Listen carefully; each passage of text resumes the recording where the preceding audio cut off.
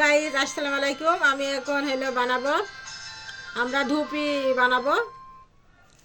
একটু খেজুরের গুড় আমি একটা বাটি নিয়েছিলাম সিন্নি, আমার মেয়ে অর্ধেক খেয়ে নিয়েছে আর এইটুকুন আছে, তাকে অল্প করে ধুপি পানি দেবো। ধুপি পানি দেবো আমরা, ধুপি বলি এদিকে। আপনারা কে কি বলেন আপনার কমেন্টে জানাবেন। কুচি কুচি করে কেটে নেবো।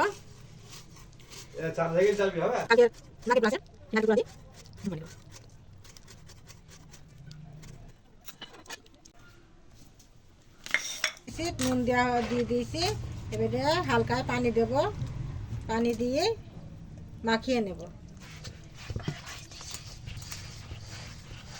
এইভাবে করে মাখাবো। এবারে এই দলাগুলা এই শুকনোটার সাথে মিটিয়ে ছোট ছোট দানাদার হয়ে যাবে। আমার আটা মাখানো হয়ে গেছে, দেখেন দেখেন আমার আটাগুলা কেমন গুটি গুটি হয়ে গেছে এবং দানাদার হয়ে গেছে। এভাবে আমি অনেকক্ষণ সময় করে হালকা হালকা করে পানি নিচ্ছি আর এভাবে মাখাচ্ছি। মাখানো এবারটা হয়ে গেছে, এবারটা আমি ধুপি বানানো শুরু করে দেব। আমি এভাবে চেলে নিচ্ছি, তাহলে ধুপিগুলা সফট এবং নরম সুন্দর। শ্বাস দেখেন, এভাবে ধুপির শ্বাস আমি ওতে একটা টাকা ছোট ছোট করে ধুপে দেবো, দিয়ে দেখেন এটার উপরে ধুপে বসে দেবো, দিয়ে ঢাকা দিয়ে দেবো, দিয়ে চারিকোলে আটা দিয়ে মাখিয়ে দিয়েছি যেন ভাবটা না বেরিয়ে। ধুপির শ্বাস ছোট সারা, ঢাকন ঢাকনিও বলে, সারা বলে। এ দেখেন আমি এবার গুড়ের কুচি দিয়ে দেব, আবার ঢাকা দিয়ে দেব, নারকেল দিয়ে দেব, গুড়ের কুচি দিয়ে দেব, আবার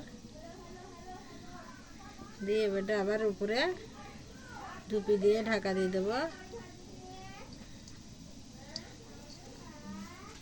দেখেন আমি ছোট ছোট করে টানা কাপড় কেটে নিয়েছি, এখন এই কাপড়গুলোর মধ্যে বসিয়ে দেব। দেখেন বসিয়ে দিয়েছি, দেখেন দেবা দিয়ে দেবা, দিয়ে দেবা, বসিয়ে দেবো। এবার আমি বসিয়ে দেবো। এবার আমি একটা সাদা দিয়ে ঢেকে দেবো। দেখবো হয়ে গেছে, কাঁচা হয়ে আসছে না,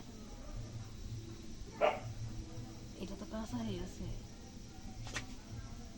নামিয়ে নেবো, ধুপি হয়ে গেছে মনে হয়, এটা নামিয়ে নেবো ধুপি।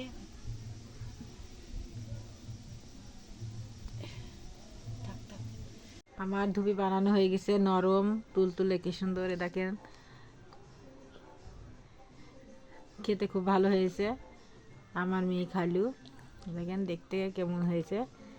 আপনারা কে কিভাবে বানান, কেমন করে বানান আমি যেভাবে বানিয়েছি আপনারা কেমন কিভাবে বানান কমেন্টে আমাকে জানাবেন। আমি এভাবে বানাই আমরা।